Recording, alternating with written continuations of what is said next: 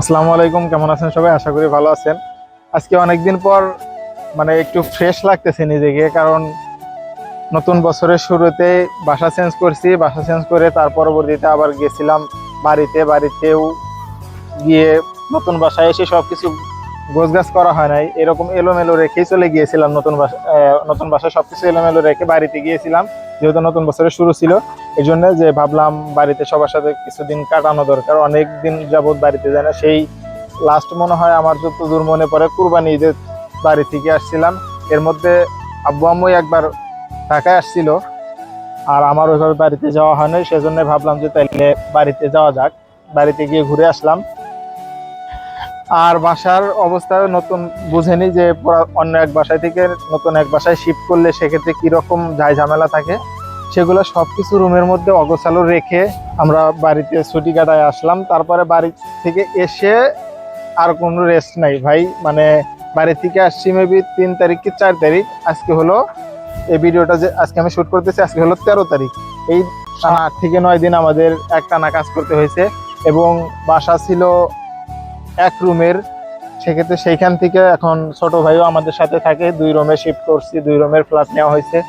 এই জন্য আর কি 2 রুমের ফ্ল্যাট নিতে গেলেও যদি এক রুম, আপনারা জানেন এই যে এক রুম থেকে 2 রুমে শিফট করলে সেক্ষেত্রে কি কি আসবাবপত্র, অনেক ডেকোরেশন, অনেক জিনিস কিছুই কেনাকাটা ক্রয় করতে হয়। সেক্ষেত্রে ওইভাবে আর টাকা পয়সারও একটা ব্যাপার স্যাপার, যেহেতু নতুন বছরের শুরু, সবকিছুর দামও আবার একটু বাড়তি।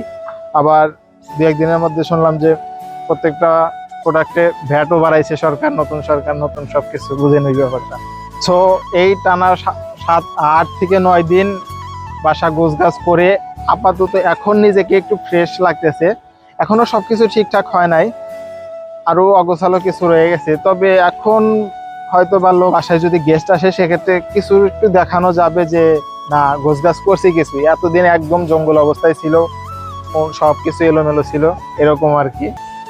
তাই অনেক কষ্টে এই কয়েকদিন করা হয়েছে। তাই আজকে ভাবলাম যে একটু, আর দুপুরের দিকে এমন না যে সারাদিন বাসাই গুছাই, সারাদিন বাসা গুছাও সম্ভব হয় না, কারণ চেম্বার আছে, চেম্বার করতে হয়।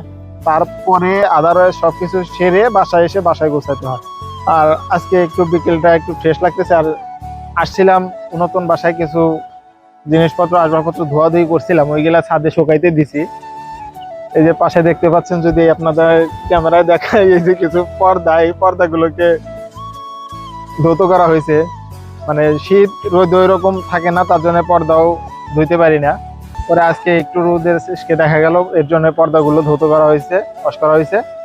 এর জন্য ছাদে আসছিলাম। পরে দেখলাম যে ছাদের এনভায়রনমেন্টটা আশেপাশে খুবই সুন্দর। আপনারা পিছনের ব্যাকগ্রাউন্ডের কিছু ভিউ দেখতে থাকেন, তারপরে আশেপাশে সবকিছু আরো বিস্তারিত দেখাবো। আর হ্যাঁ, আমার বাসার ডেকোরেশনের যে ভিডিওটা, ফুল ভিডিও আরো একটা ভিডিও আসছে, টুকটাক যা যা করে রাখছি শেষ থেকে, শুরু থেকে শেষ পর্যন্ত বাসা গুছানোর জন্য সবকিছুই ছেড়ে রাখছি। এই বাসাটুকু বললাম হলো আপনার যশোরের বাসা মেবি, বা চাপাই নবাবগঞ্জের বাসা। সবকিছু গোছগাছ করে রেখেছি, সেইটা ফুল একটা ব্লগ ভিডিও দেওয়ার চেষ্টা করব যদি সম্ভব হয়। কারণ ভাই, আমরা ওইভাবে প্রফেশনাল ব্লগার না, প্রফেশনাল কন্টেন্ট ক্রিয়েটরও না, ভিডিও ক্রিয়েট করার লোকজনও না। এই জন্য অনেক ভিডিওই করে রাখি। আমার ফোনের স্টোরেজ হলো 256 জিবি, 256 জিবি ফোনের স্টোরেজ, টোটালি বুক ভিডিও করে রাখছি, টুকরা টুকরা করে ভিডিও করে রাখছি। তবে ভিডিওটা এডিট করে যে ফেসবুকে দিব, ইউটিউবে দিব, সেই টাইমটা পাই না, বা ওই রকম মানসিকতাও থাকে না। কারণ আমরা ফুল টাইম তো কন্টেন্ট ক্রিয়েটর না, প্রফেশনাল নাকি। ওই টুকটাক যা নিজে থেকে শিখছি কতটুকুই আর কি আপনাদের মাধ্যমে দেওয়ার চেষ্টা করি। তো ভালো থাকবেন সবাই, আশেপাশের ভিউগুলা দেখতে থাকেন। দেখা হচ্ছে আবার নতুন কোনো ভিডিওতে। আজকের ভিডিও আমার কাছ থেকে এখানেই শেষ করতেছি। দেখতে থাকেন সবাই আশেপাশের ভিউগুলা কিরকম কেমন। ঠিক আছে,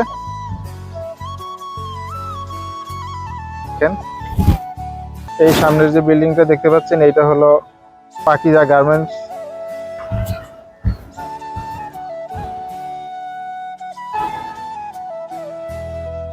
এই পাশটা হলো শাহীবাগ, এই যে রাজাসন যেটা বলে আর কি, শাহীবাগ রাজাসন যেটাই বলে আর কি। এই পাশটা হলো ওই এরিয়া। এই যে আশেপাশে যা আছে এইসব সব ওই মাদ্রাসার এরিয়া।